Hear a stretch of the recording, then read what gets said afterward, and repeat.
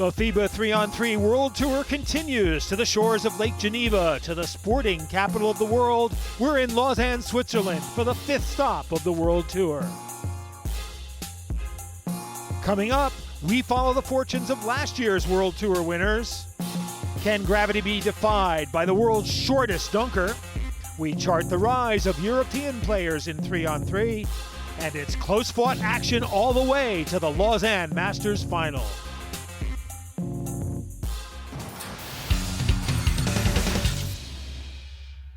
With just 4 spaces to be filled for the FIBA 3-on-3 Tokyo World Tour final, it's another European stopover in Lausanne, home of the IOC. The Olympic capital has seen the rise of 3-on-3 basketball, a sport that has its roots in the parks and streets, playing on half a court with one hoop over a 10-minute period or to 21 points with a 12-second shot clock.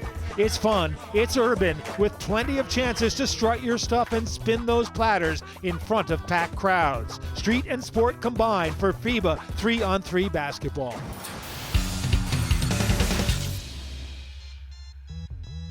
Twelve teams saw action on day one with representatives from Germany, France, Holland and Italy, Slovenia and Serbia, Croatia and Tunisia. The top 3 seeded teams all eased through to the quarterfinals with 2 wins apiece. The Slovenians and the Serbians were dominant. Pool D saw the big upset where the number 4 seeds Dusseldorf from Germany crashed out with 2 one-point losses. The 12th seeded Tunisians from Monastir, aided by 28 points from the youngest player in the tournament, and day one's top scorer Mohamed Antar topped the rankings following a 2-point victory over the Dutch from Amsterdam. In Pool C, the Serbians from Belgrade, who finished 3rd last year, headed the French 11th seeds of Menton. In Pool B, it was a Slovenian 1-2 with Krani, the defending Lausanne Masters champions, topping Trebovnia with a 2018 win. And in Pool A, the number 1 seeds Ljubljana from Slovenia, courtesy of 2 narrow victories, finished ahead of the 8th-seeded Germans from Marburg.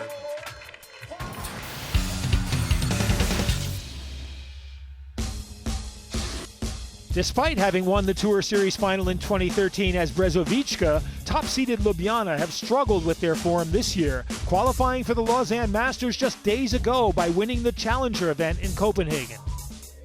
We've been struggling from the beginning of the year, didn't find our last year game, and yes, we grabbed the last tickets, the same as last year in Copenhagen.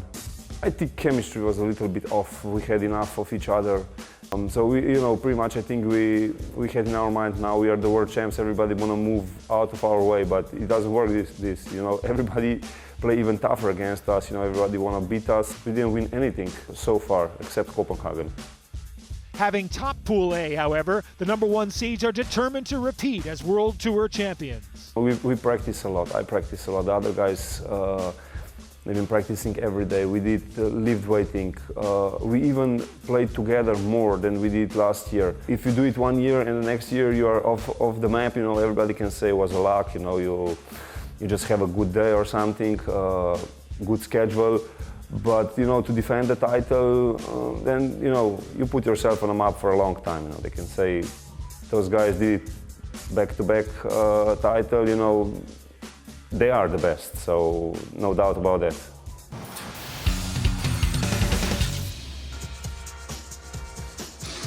But in quarterfinal action, the Slovenian top seeds failed to find their form, crashing out to the 5th-seeded Dutchman from Amsterdam in a narrow overtime loss.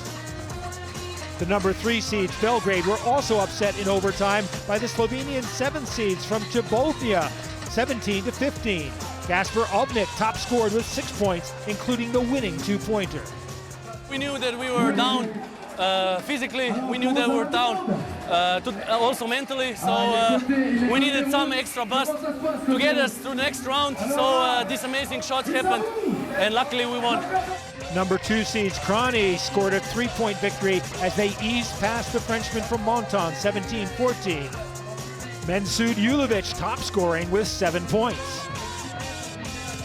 The big guy, he shoots very well. We said he can shoot. He's not allowed to shoot. He was our main threat, so we played as a team. You see our game. We pass to each other. We play defense. So that's how we win. And finally, the easiest of wins for the Germans of Marburg, 15-6, toppling the Tunisians from Monastir. Because we listen to each other, we work together, and we're about getting results. Whatever needs to be done, we get it done. So with 3 of the quarterfinals decided by 3 points or less, 2 in overtime, the semifinal lineup features number 5 ranked Amsterdam against Trebovnia, whilst Marburg take on the second seeds Kroni for a place in the final.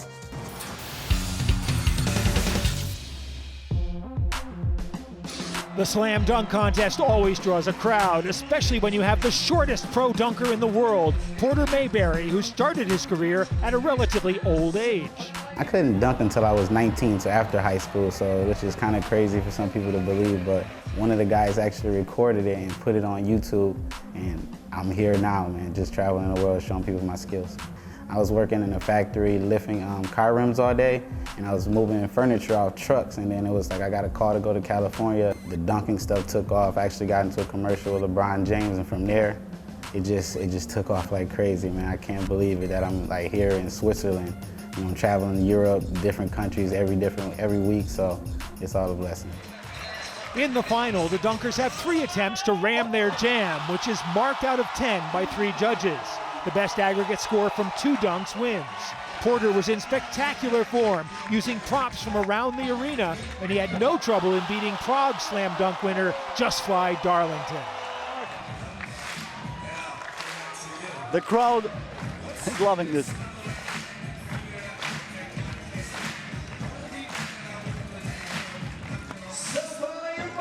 Oh my God! Porter Mayberry just wrote another page of slam dunk history, and he gets 29. He gets 29 for that. Porter Mayberry, again, look at him go.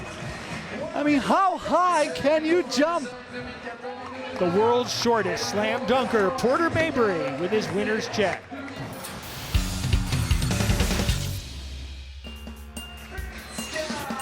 The first semifinal featured the 2 giant-killing teams. Amsterdam had beaten the favorites and World Tour champions Ljubljana, while Trebovnia had disposed of the Serbian number 3 seeds from Belgrade.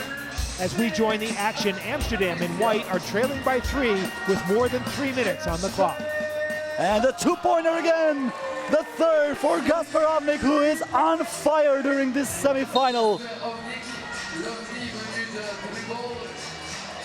Gasper Avnik just scored another one from way downtown. As I said, he scored 3 2-pointers. So basically, more than half of his team points came from downtown by the precision of this sniper, Gasper Avnik. Gapi, or the UFO, like he is called. Jesper Jobs has scored another one for Team Amsterdam, but that's another 2-pointer for Gasper Avnik. Are you kidding me? That's the 4th for him. Under the basket, missed by Niels Plieger. Finsgaard gets the ball to Avnik again. No. It would have been maybe way too much for Team Amsterdam if Avnik would have scored again. But right now they still have a chance, especially because Team Trebovnia went into the penalty after this fall. Less than 2 minutes to go. Kapčić to Finsgaard. Finsgaard gives the ball under the basket to Anze Strebov, who is fouled, and he will go to the free throw line for 1 shot. That was the 5th team foul for Team Amsterdam. They still have 1 more foul to give. Avnik can't miss the free throw. A very good pass over there, but looks like the referee said it was a carried ball. The referee overturned his decision after a discussion with the other official, so it is still Team Amsterdam's ball. They really need this one. They really need a score to build up on the momentum. And they can have it right there. Yes, they do. Sir van Filsteren scores from under the basket. And now they need to defend. But Kasper Avnik was on fire, but this time he tried to deliver the ball to Simon Finsgaard, who did not connect with the basket. For two, Jesper Jobson scores! And Team Amsterdam comes down by 4. 1 minute and 10 seconds to go. Avnik drives to the basket, a great pass, a fake, and a foul. Despite pulling within 4 points, Amsterdam could not maintain the pressure. And when Simon Finsgaard netted this two-pointer inside the final minute, the contest was over. Trebovnia progressing to the final, 19-12.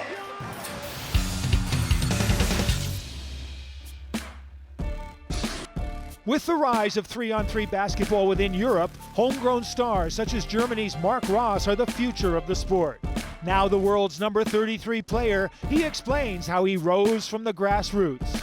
We saw the events on Facebook and on the internet, and then we started to play some stops in Germany, and and then we got 2012 German champions. We got the possibility in 2013 to play in Lausanne and the World Tour, so it was a really good experience for us. We are 4 guys all the time traveling to different countries. Sometimes we go with 2 teams to the events, like we got 8 guys in a car in a big bus, and we're just traveling around the world. Like it's amazing. I mean, we take pictures, we know everybody, know each other like since 5, 6, 7 years.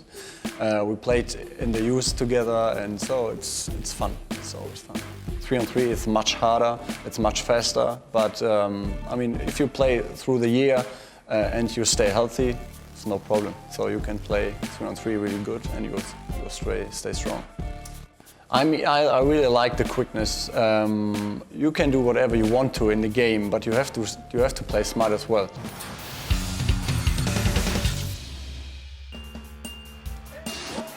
The second semifinal featured the Slovenian number 2 seeds Krone against the 8th-seeded German outfit from Marburg. We join the action with Krone in white, holding the narrowest of leads with plenty of time on the clock.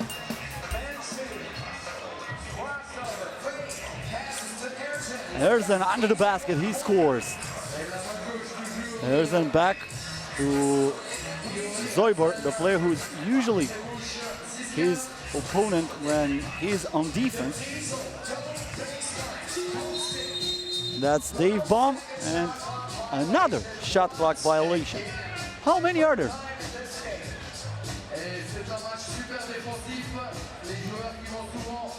So another shot clock violation, another possession for the Slovenian team, and a 2-pointer for Team Krone. Mensud Julevic is the one who scores from beyond the arc.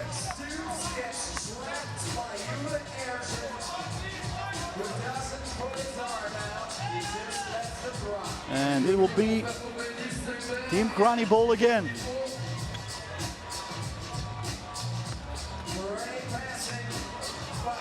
And a great fight under the basket, nobody grabs the ball, and again we have a 12-second shot clock violation. This time it was too late for Mensud Julevic to shoot it.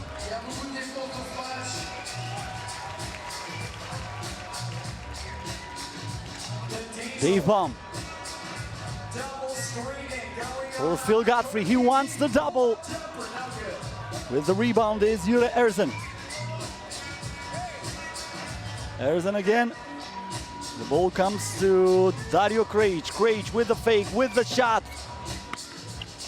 And finally, Erzen gets the rebound, and he also gets the assist. Dario Krejci comes down with the point. 9-4 the score for Team Krone. 5 minutes and 27 seconds to go. This is Zeljko Pavlovic.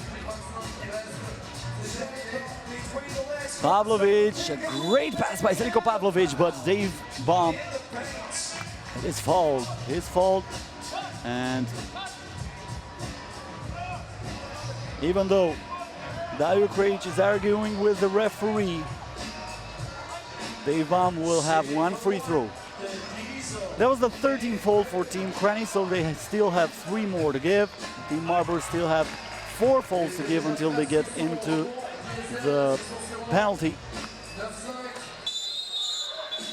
And we have an unsportsmanlike conduct. An unsportsmanlike conduct against Dave Baum. That means 2 free throws for Mensut Julevic, and also the possession for his team.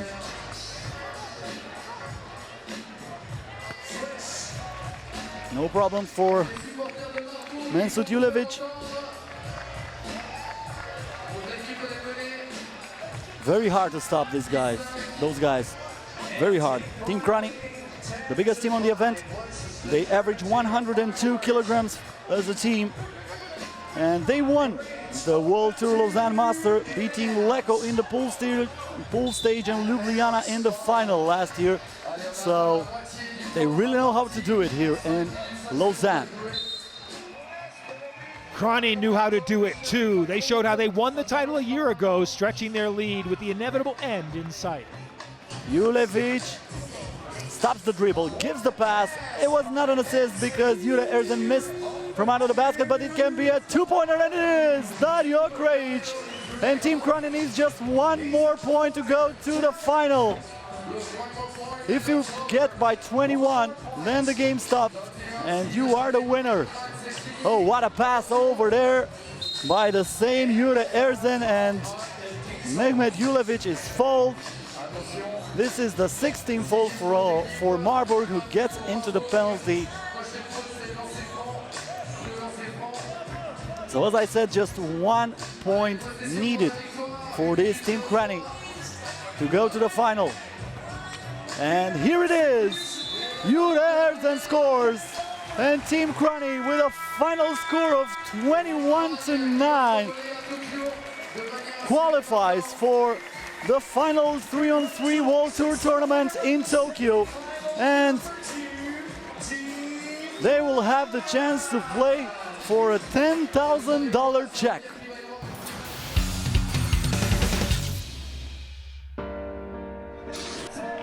In the Samsung shootout, 1 player per team participates in the qualifying round, with the top 4 going through to the final. Here, players shoot 3 racks of 3 balls worth 1 point from 3 different spots behind the arc, and 1 rack of 3 money balls worth 3 points from the end line against a 33-second clock. In Lausanne, Ljubljana's Yasmin Hercegovac had managed 3 baskets before nailing 1 of the money balls to win the contest with 6 points. If you want to be a good shooter, you have to practice a lot. Also, to be psychologically and physically prepared, and you always have to believe in you, in your shot. Hercegovac with his prize of a Samsung tablet.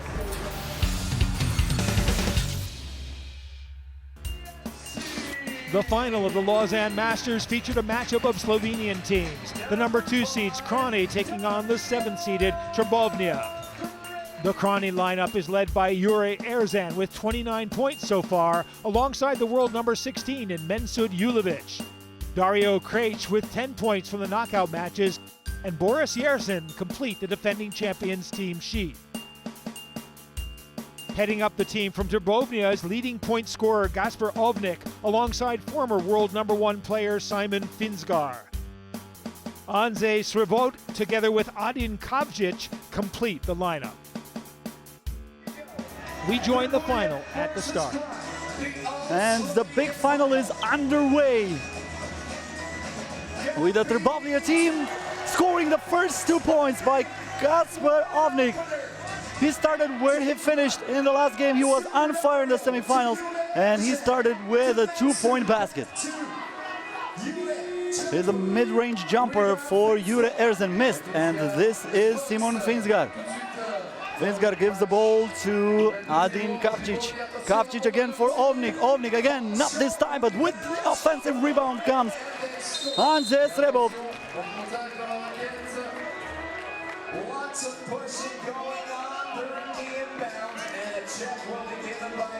Already 3-0 for Trbovlja.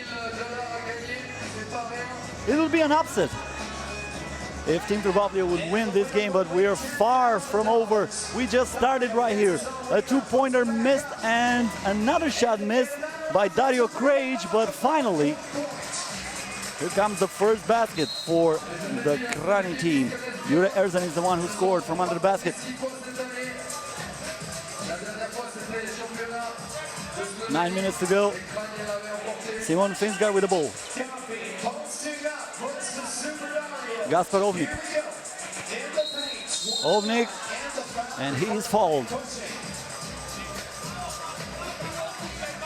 Dario Krejci, the guy who fouled him. Once again, we see that. Sometimes the contacts are even heavier. Oh, what a pass over there, and what a miss.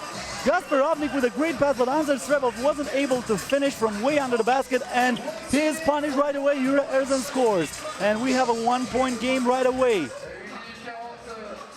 So the pattern of the game was set, and it continued to be close as we rejoin the action inside the final 2 minutes. And Finsgaard goes hard to the rim and scores. Finsgaard ties the game at 13. 1.5 minutes to go. Kapčić tries to defend over there, but has no chance against Julevic.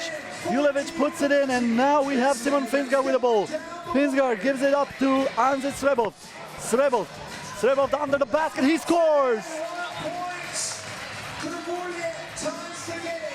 The game is tied again.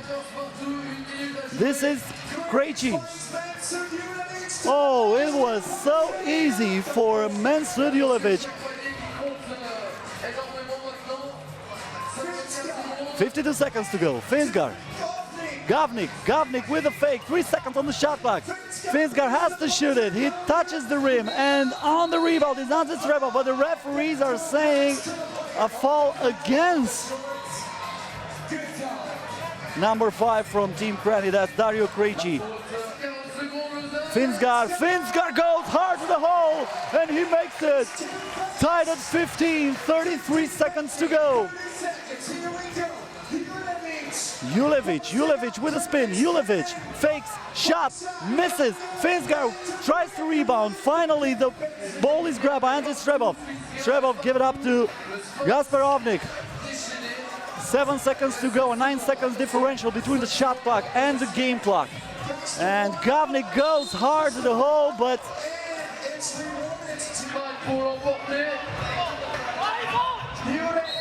Jure Erzen is fouled, but that was a smart foul. That was a smart foul by Anze Srebov, because they had 3 fouls to give.